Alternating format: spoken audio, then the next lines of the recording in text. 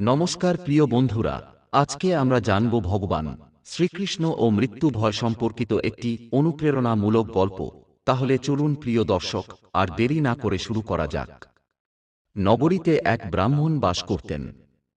তিনি ধার্মিক, সদাচারী ও নিষ্ঠাবান ব্যক্তি ছিলেন। কিন্তু তার জীবনে এক দুঃখজনক ঘটনা ঘটতে থাকে।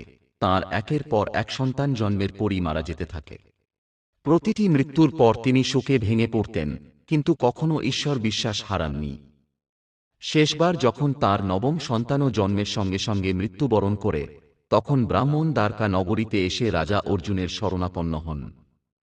অর্জুন প্রতিজ্ঞা করলেন, আমি নিজে এই মৃত্যুকে থামাব।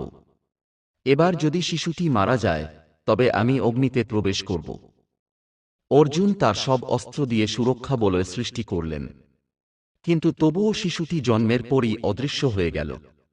ব্রাহ্মণ কাঁদতে লাগলেন। অর্জুন নিজের প্রতিজ্ঞা পালন করতে অগ্নিতে প্রবেশ করতে উদ্যত হলেন। ঠিক সেই মুহূর্তে ভগবান শ্রীকৃষ্ণ সেখানে এসে তাকে থামালেন। শ্রীকৃষ্ণ বললেন, হে অর্জুন, তুমি ক্ষমতাবান, কিন্তু সবকিছুর নিয়ন্ত্রণ তোমার হাতে নয়।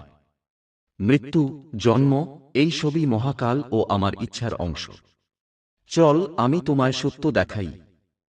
এরপর শ্রীকৃষ্ণ অর্জুনকে নিয়ে মহাকাশের এক অলৌকিক স্থানে গেলেন, সেই স্থান যেখানে সেই ব্রাহ্মণের সব শিশুর আত্মা শ্রীকৃষ্ণ নিজের লীলা বশত রেখেছিলেন। শিশুরা সবাই আনন্দে খেলে বেড়াচ্ছিল। ভগবান বললেন, এরা কেউ মরেনি।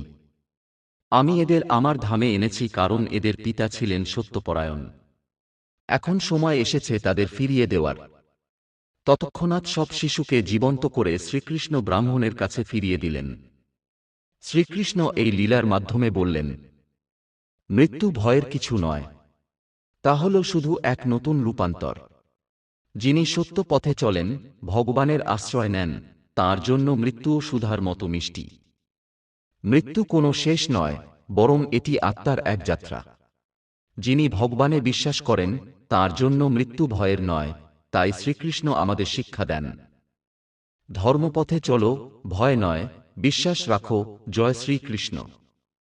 প্রিয় বন্ধুরা, ভিডিওটি ভালো লাগলে চ্যানেলটি সাবস্ক্রাইব করে পাশে থাকার অনুরোধ রইল। ধন্যবাদ।